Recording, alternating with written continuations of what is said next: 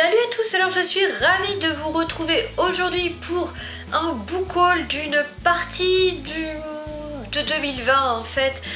Tout d'abord je suis désolée s'il y a des jeux de lumière sur mon visage, mais j'ai la fenêtre en face, il y a énormément de vent, ça fait bouger les arbres. C'est assez joli à voir, mais par contre c'est vrai que niveau luminosité c'est un petit peu chiant. 2020, j'ai quand même moins acheté, ça fait longtemps que je vous ai pas fait de book haul. Notamment je vous ai pas fait le book haul de Montreuil où je m'étais quand même pas mal lâché et j'ai pas eu le temps de vous faire des book hauls. Ceci dit, depuis début 2020 j'ai quand même moins d'achats et puis bon on va pas se voiler la face avec le confinement, il y a quand même pas mal de choses qu'on ne fait plus. Bref, je voudrais commencer par vous présenter un roman que j'ai acheté d'occasion. Il s'agit de Éonin et le collier des dieux, donc c'est le tome 2 de la série Éon par Alison Goodman et paru chez Gallimard Jeunesse. Je l'ai acheté de casse parce qu'il vaut quand même 21 € neuf, en plus il est difficile à trouver neuf. Et puis même si j'ai beaucoup aimé le tome 1, il y a quand même quelques défauts et j'ai un petit peu peur en fait de me lancer sur ce tome 2. Du coup j'avais pas envie de mettre 21 € dedans en fait, voilà tout simplement. J'avais décidé de le prendre d'occasion. Donc ici vous êtes dans un roman de fantasy asiatique puisque ça se passe en Chine, il pèse 3 tonnes. Et donc en fait ça c'est très sympa, l'atmosphère est super sympa. Et vous allez rencontrer Éonin qui est une jeune fille qui se fait passer pour un garçon puisqu'elle va essayer de devenir l'apprenti entre guillemets d'un dragon. Il faut savoir que donc eh bien tous les ans vous changez de signe chinois, astrologique chinois, et donc eh bien chaque fois qu'une année rentre, là on rentrait dans l'année du rat je crois, et bien le dragon va choisir un apprenti qui va garder pour les 12 prochaines années. Et donc quand ce sera à son tour, l'ancien apprenti va devenir ce qu'on appelle l'œil du dragon et il choisira un autre apprenti, etc. Et donc eh bien elle a apparemment quand même des facilités à voir les dragons, hein, la magie, etc. Et donc eh bien elle va essayer de se présenter pour être choisie par le dragon, mais c'est une cérémonie qui n'est pas ouverte aux femmes mais juste aux hommes, donc elle va se faire passer pour un homme. Voilà, on va suivre toutes ces aventures, je ne veux pas trop vous en dire. Il y a un dragon disparu qui va se réveiller, etc. Le premier tome avait quand même des défauts, donc à voir pour la suite. J'avais aussi fait une commande chez France Loisirs et j'avais notamment commandé Le Porteur de Mort intégral 1 par Angel Areiki. Donc en fait, vous avez les deux tomes. Vous avez deux tomes, moi c'est livre 1 et livre 2, donc l'intégrale 1, donc je ne sais pas s'il y aura une suite. C'est une série que j'ai eu gratuitement parce qu'avec France Loisirs vous cumulez des points et donc au bout d'un moment en fait ça vous permet d'avoir un livre gratuit et je m'étais dit pourquoi pas. Je crois que c'est sorti chez Plume Blanche à la base, regardez comme la couverture elle est magnifique, la couverture du coffret j'entends. Je sais pas du coup, est-ce qu'il y aura d'autres? Est-ce qu'on met intégral 1? Donc est-ce qu'il y a d'autres livres? Moi je sais pas pourquoi, Le Porteur de Mort, je croyais que c'était seulement deux livres, mais c'est peut-être plus. Je ne sais absolument pas de quoi ça parle parce qu'on vous dit jeune homme arrogant, rebelle et pris de liberté, Sei se voit proposer de rejoindre la plus grande confrérie de guerriers du royaume d'Asclépion. C'est le début d'une longue aventure qui va le conduire aux frontières du bien et du mal. Et donc ici vous êtes complètement japonisant et là vous êtes dans de la fantasy complètement classique. Je ne sais pas à quoi on va avoir affaire, mais en tout cas c'était l'occasion avec France Loisirs de découvrir cette série. J'avais aussi profité pour acheter Enterré vivant de Arnaud Strobel, donc c'est France Loisirs poche, mais bon il existe aussi dans d'autres maisons d'édition. Je l'ai lu et je l'ai ma foi beaucoup aimé, c'est un bon petit thriller.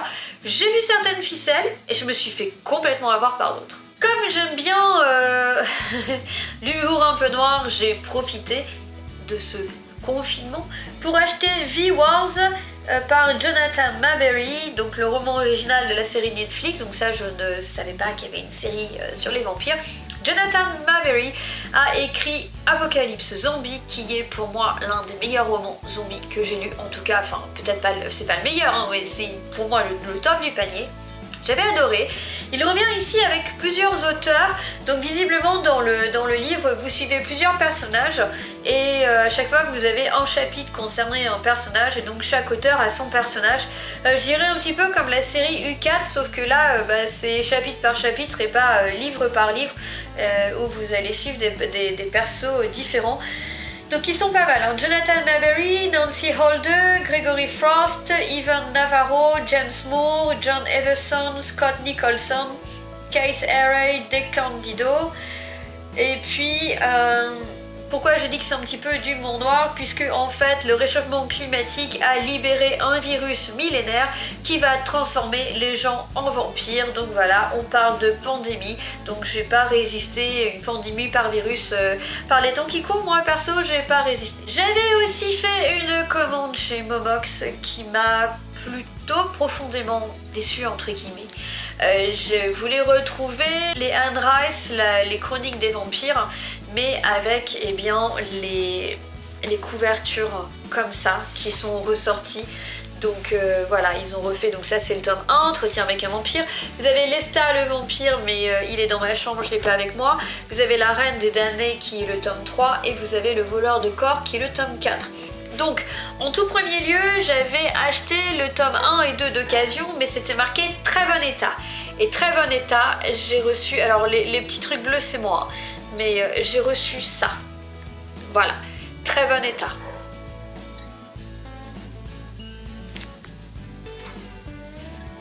Voilà, ça on vous dit que c'est très bon état, ça a pris la flotte, c'est dégueulasse. Et donc Lestat le vampire, je l'avais reçu dans le même état.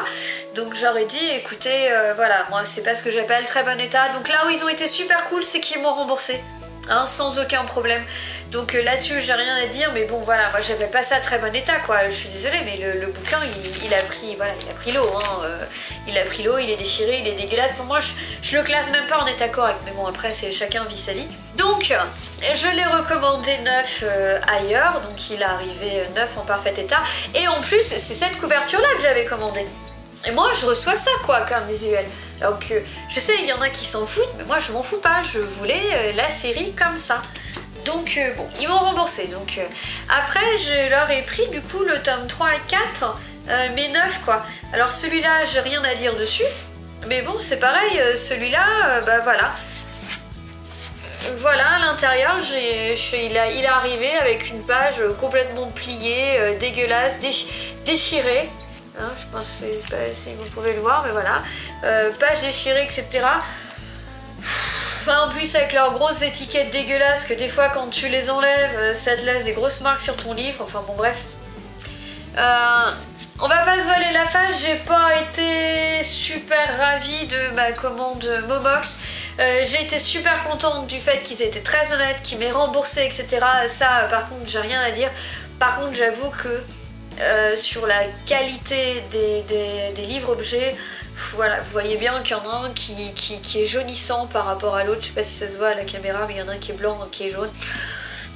Voilà. Ensuite, j'avais acheté et j'ai lu depuis La Malédiction des Dragon's Bolt, le tome 1 par Anne Robillard chez Michel Lafon.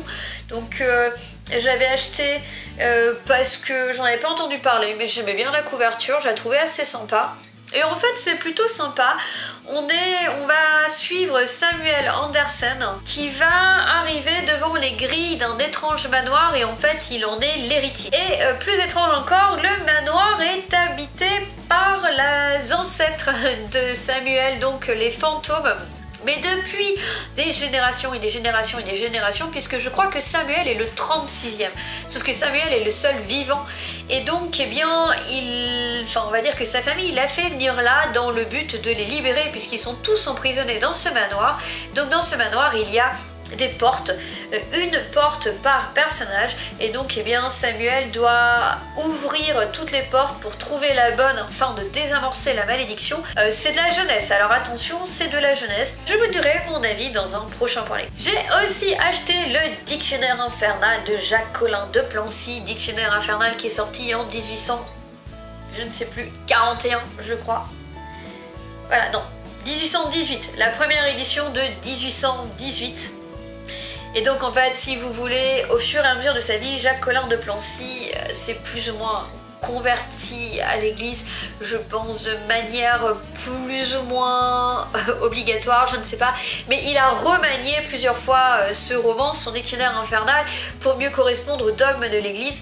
Et donc en fait, eh ben, les éditions Feigen ont décidé de sortir la première édition qui était celle qui, on va dire, était peut-être la plus pure et qui avait été la moins corrigée par l'église. Donc ça n'est pas du tout un roman, hein. C'est plus comme un dictionnaire. Vous le voyez, vous allez le voir en haut. Vous avez différents thèmes et moi je sais que ce qui m'intéressait à la toute base, enfin c'était tout, mais vous avez notamment, hop, tout un paragraphe sur les vampires. Donc il faut savoir que ici on ne parle pas de fiction, on parle de quelque chose qui est écrit en 1818 par rapport à l'église. En fait, l'auteur voulait faire un petit peu la part des choses sur tout le folklore entre les superstitions, l'église, etc. Remettre un petit peu les choses à plat, puisque les années 1800, c'est vraiment l'année où les créatures vont passer de la superstition, hein, comme le vampire, au folklore et à la littérature de fiction. Donc vous avez des gens comme Voltaire, vous avez des gens comme Rousseau, mais aussi comme Colin de Plancy qui ont beaucoup écrit sur le sujet, et ça m'intéressait énormément d'avoir un petit peu leur vision de l'époque. J'ai acheté, parce que j'ai lu il y a pas longtemps, A Light, j'ai acheté Alone, le 3e tome de la série A Light, non c'est The Generation, je crois, le titre de la trilogie, écrit par Scott Sigler et paru chez Lumen, où on va rencontrer dans le premier tome, je crois qu'ils sont 6 ou 12 jeunes enfermés dans des cercueils, ils se réveillent, ils arrivent à s'échapper, ils sont dans un lieu inconnu, ils ne se souviennent de rien, seulement du fait qu'ils ont 12 ans et ils ont simplement leur nom écrit sur le cercueil.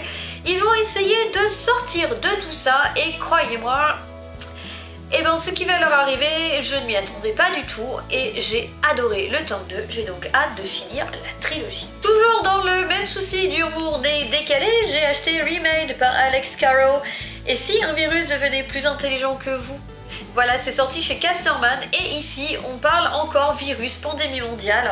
Je ne sais plus ce que fait le virus, mais je sais qu'il évolue avec les gens et ça fait un moment que c'est sorti, je crois que maintenant la trilogie est complète et là j'avoue que Remade, virus, pandémie mondiale, en ce moment c'est pareil, j'ai pas, mon humour noir n'a pas résisté, donc je pense que je vais me le dégommer d'ici mai ou juin parce que il y a quand même le challenge de la fantasy quoi. Et ensuite, dernière sortie sur laquelle j'ai craqué, il s'agissait de Elisa Knox, Veuillez rendre l'âme par Florana.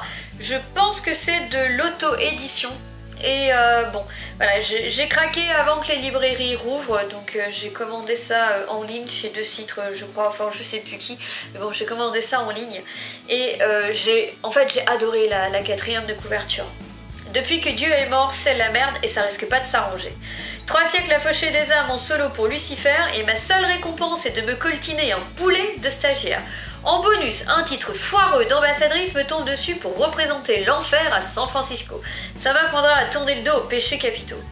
Cerise sur le gâteau de mon désespoir, des abrutis de métamorphes disparaissent dès mon premier jour. Ma mission, maintenir l'équilibre cosmique et accessoirement ma santé mentale. En plus, j'ai même pas prié que les anges se sont pointés, dont un chiant à se damner. Dieu a bien fait de se tirer, c'est moi qui vous le dis. Au croisement de Supernatural et Buffy contre les vampires, confierez-vous votre âme à Elisa. Voilà, la 4e de couverture est extrêmement bien faite. Si tout le roman est aussi drôle que ça, franchement, ça va être génial. Je pense que je vous avais déjà présenté ce livre et cette 4e de couverture dans les sorties livresques, je crois que c'était pour mars, un truc comme ça. Mais en tout cas, voilà, j'ai craqué, hein. Je vous avais dit que j'allais certainement craquer, bah voilà, c'est fait. J'ai pas acheté myriade de livres depuis le début de l'année, vous avez vu depuis le mois de janvier ce que j'ai acheté, c'est peanuts par rapport à ce que j'achète d'habitude.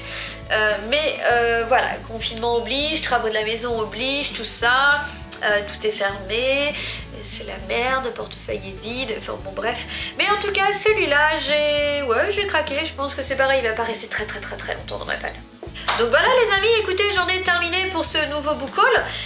Je ne vous ai pas fait de sortie livresque pour le mois de avril, je crois, et je vous en ferai pas non plus pour le mois de mai, parce que c'est quand même un peu la merde, hein. On sait pas trop quand est-ce que ça va sortir, si ça va vraiment sortir ou pas. Donc on va reprendre les bonnes habitudes pour juin, concernant les sorties livresques, ça me paraît pas mal comme timing. En tout cas, à tous, je vous souhaite une excellente journée, de très belles lectures, et je vous dis à bientôt. Ciao, bye!